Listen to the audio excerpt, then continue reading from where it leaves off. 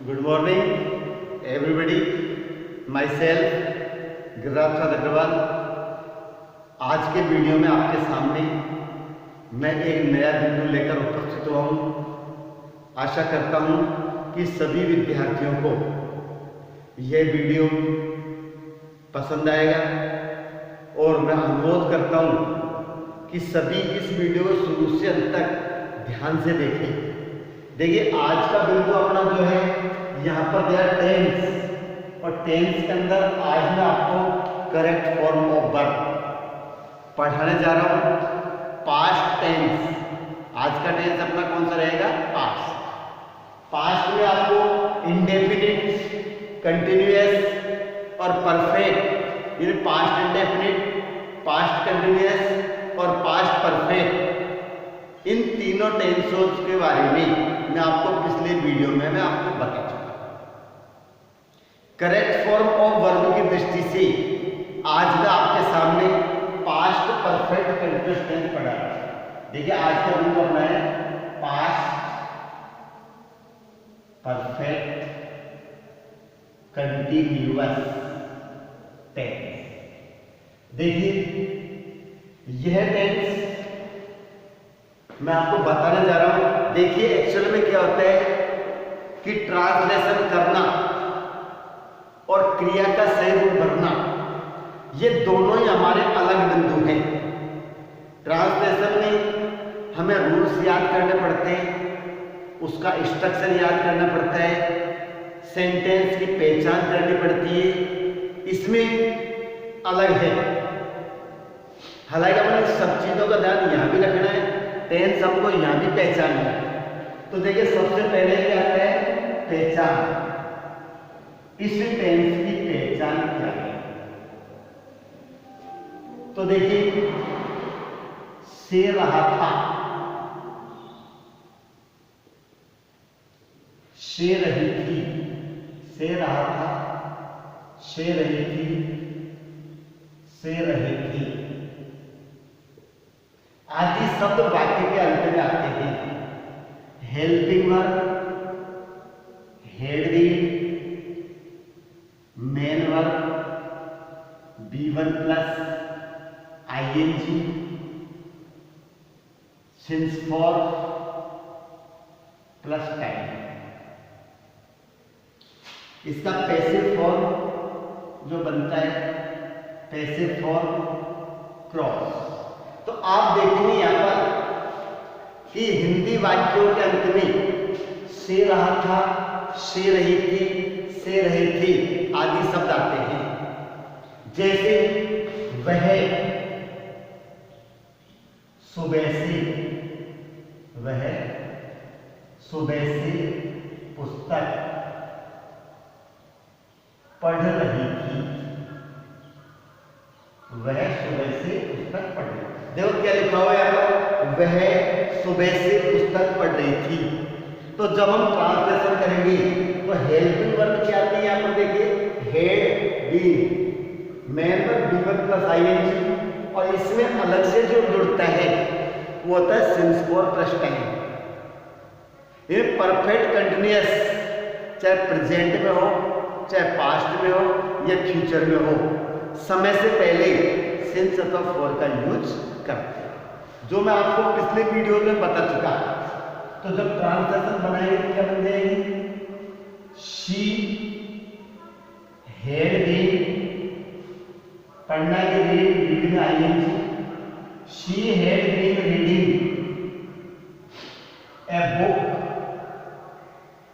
Since morning.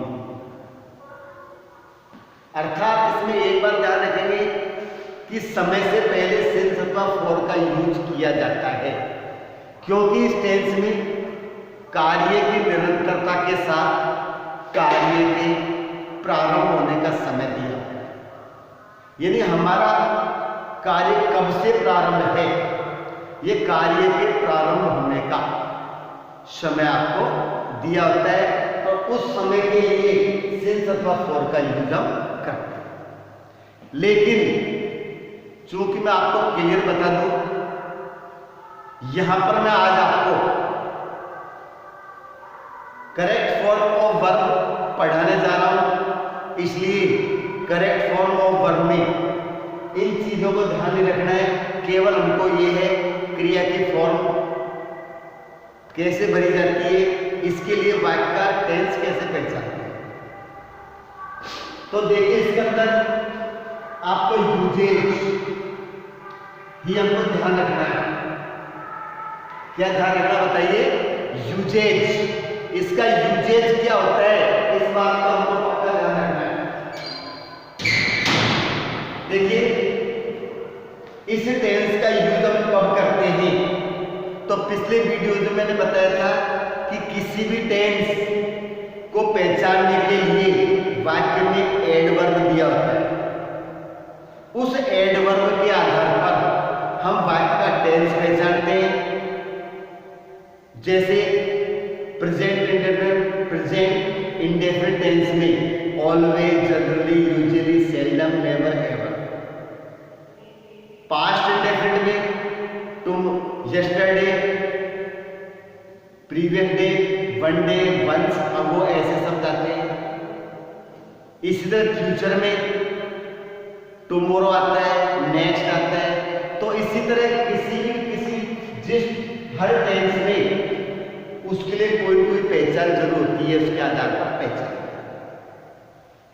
लेकिन हम देखेंगे कि इस टेंस में कोई एडवर्ब नहीं होता। समझ में आया? इस टेंस का आपके कोई एडवर्ब नहीं होता है। तो देखिए पहला यूज, इस टेंस का कोई एडवर्ब नहीं होता है।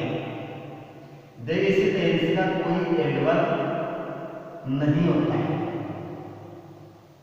इसे केवल सिंस फॉर प्लस टाइम के आधार पर पहचानते हैं। तो इसे केवल सिंस फॉर प्लस टाइम के आधार पर पहचानते हैं। देखिए आपके सामने क्लियर है, कैसे पहचानेंगे? ओनली से कोई पहचान नहीं है, सिंस फॉर प्लस टाइम में इसकी पहचान है। अर्थात सेंटेंस में समय से पहले सिंस या फॉर दिया हुआ है तो हम इस टेंस का यूज करते हैं। लेकिन आपको मैं क्लियर बता रहा हूं, पहले बताया था कि सिंस फॉर प्लस टाइम तो परफेक्ट कंटीन्यूअस में सभी में आता है, प्रेजेंट वाले में भी था, पास्ट वाले में भी इसी पहचानते हैं। और जो हमारा फ्यूचर परफेक्ट कंटीन्यूअस टेंस होता है उसको भी सिंस फॉर प्लस टाइम से ही पहचानते नहीं है। तो अब तीनों टेंस की पहचान यही है, present perfect continuous, past perfect continuous और फ्यूचर परफेक्ट कंटीन्यूअस। इन तीनों को सिंस फॉर प्लस टाइम से ही पहचानते हैं। तो फिर अंतर कैसे पता चलेगा कि प्रेजेंट भरना है, पास्ट भरना है, फ्यूचर भरना है? कहीं न कहीं एक संकेत और आपको मिलेगा जो केवल प्रेजेंट, पास्ट और फ्यूचर को बताता है। सिंस फॉर प्लस टाइम तीनों बार है, एक्स्ट्रा जो मिलेगा वो आपको प्रेजेंट, पास्ट और फ्यूचर का संकेत भी देगा। तो इसमें क्या मिलता है, इस बात का ध्यान करेंगे। देखिए इसके अंदर जो मिलता वो क्या है, सेकंड फॉर्म। तो पास्ट की पहचान अलग से दी रहेगी। पास्ट की पहचान क्या होती है, सेकंड फॉर्म। तो कैसे मिलती है, जैसे when I reached home, when I reached home, comma, my mother, रिक्त स्थान, food,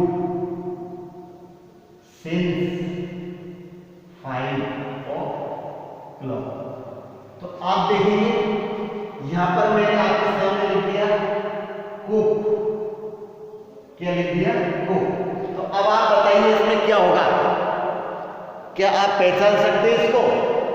When I reached home, my mother food since 5 o'clock. तो यहां पर क्या दिया? since।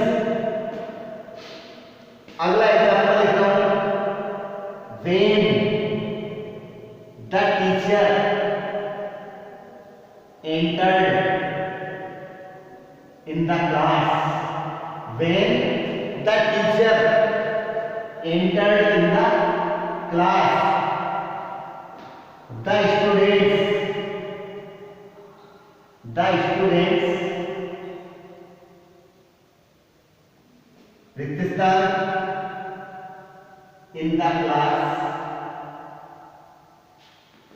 for 2 hours. क्वेश्चन ले दिया रीड। अब आप देखेंगे यहां पर वही सिंस फॉर प्लस टाइम आ रहा है, लेकिन अपोजिट में क्या दे रखा है हमको वो देखना है। तो ये रीड दे रखा है और यहां पर दे रखा है एंटर्ड। ये दोनों क्या हमारी क्रिया की सेकंड फॉर्म। सेकंड फॉर्म से पता चलता है कि सेंटेंस पास्ट में है, और सिंस फॉर प्लस टाइम से पता चलता है कि ये परफेक्ट कंडीशन का है। तो दोनों मिलकर हमारा क्या हो गया बताइए? Past perfect continuous tense. इसलिए इसको निर्णय करके हम लिखेंगे हैड भी रह जाएगा और कुक का क्या हो जाएगा? कुकिंग। कुकिंग यहां पर हो जाएगा हैड भी रीडिंग। यहां पर हमारा क्या? हैड भी रीडिंग। इस प्रकार से बनती है। तो क्या है? इसे टेंस का कोई एडवर्ब नहीं होता है, इसे केवल सिंस फॉर प्लस टाइम के आधार पर पहचानते हैं। लेकिन चूंकि ये प्रेजेंट में भी है, फ्यूचर में भी है, तो हमको एक्स्ट्रा और देखना पड़ता है। एग्जाम में आपको एक्स्ट्रा एक पहचान और देते हैं जो केवल प्रेजेंट की होती है या पास्ट की होती है, फ्यूचर। तो अपन ने यहां पर क्या देखा बताइए? सिंस फॉर प्लस टाइम के साथ क्रिया की सेकंड फॉर्म, यानी सिंस फॉर प्लस टाइम भी दे रखा है और एक बार में आपको सेकंड फॉर्म भी दे रखी है। तब हम पास्ट परफेक्ट कंटीन्यूअस टेंस बनते हैं। अब आपके समझ में आया होगा। इसका आप स्क्रीनशॉट लें या इसको उतारें।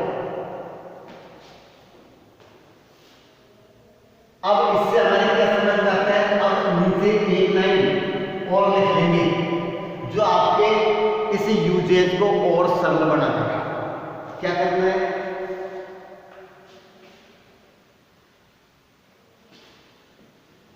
देखिए, अर्थात जब हमें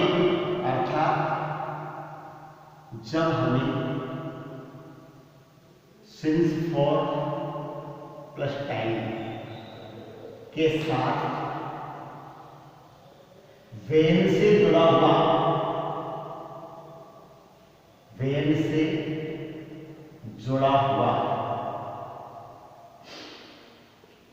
उपवाक्य दिया हो, वेन से जुड़ा हुआ उपवाक्य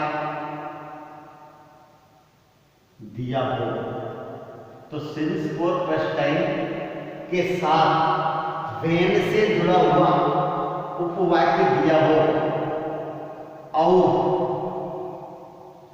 V2 फॉर्म हो तो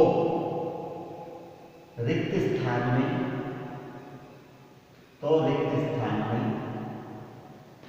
head been plus V1 ING form का यूज करते हैं। केवल यही एक इसका यूजेज है। क्या समझ में आया? बोलिए कि सिंस फॉर प्लस टाइम तो दे रखा है, लेकिन उसके साथ वेन से जुड़ा हुआ एक क्लॉज दिया हुआ हो उपवाक्य, उसमें क्या हो क्रिया की सेकंड फॉर्म हो, तो रिक्त स्थान में क्या करते हैं, had been plus B1 ING form का यूज करते हैं। Had been plus B1 ING form का यूज करते हैं। आगे समझ में दो एग्जाम्पल और आपको बता रहा हूं।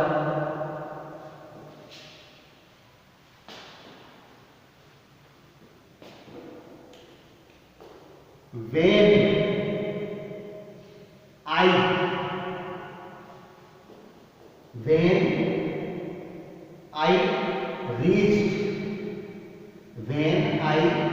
reached on the ground, when I reached on the ground, the players cricket for 2 hours। Question ले लिया प्ले। दूसरा वाक्य,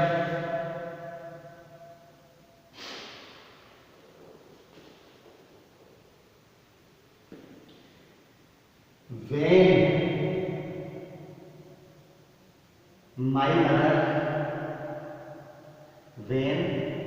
my mother came in the room, when my mother came in the room, I since 2 o'clock। देखिए दो वाक्य दे रखे, ये तो क्या है आपका वेन और ये क्या है आपकी बीटू। यहाँ पर ये वेन और ये आपका क्या है बीटू। यहाँ पर आपको क्या दे रखा है और यहाँ पर आपको क्या दे रखा है सिंस। तो दोनों ही बातें सिंस फोर पर टाइम नहीं है, वेन से जुड़ा हुआ वाक्य और बीटू आ रही है, तो हम क्या लगा देंगे, हेड बीन। तो यहाँ पर हम करेंगे हेड बीन प्लेइंग और यहां पे करेंगे had been sleeping. Had been playing, had been sleeping. आगे समझ में इस प्रकार से हम इस टेंस का यूज करते हैं। अगले वीडियो में मैं अगले टेंस के साथ फिर आपके सामने उपस्थित रहूंगा। तब तक के लिए मैं आपसे विदा लेता हूं और अनुरोध करना चाहता हूं कि जिन्होंने मेरे चैनल को सब्सक्राइब नहीं किया है वो सब्सक्राइब करें। अगर आपको मेरा वीडियो पसंद आए तो लाइक अवश्य करें और अपने जितने भी मिलने वाले हैं स्टूडेंट्स हैं, जो जानकार हैं, आप मेरे सभी वीडियोस को शेयर कर सकते हैं और इसे मेरा सहयोग करेंगे। धन्यवाद।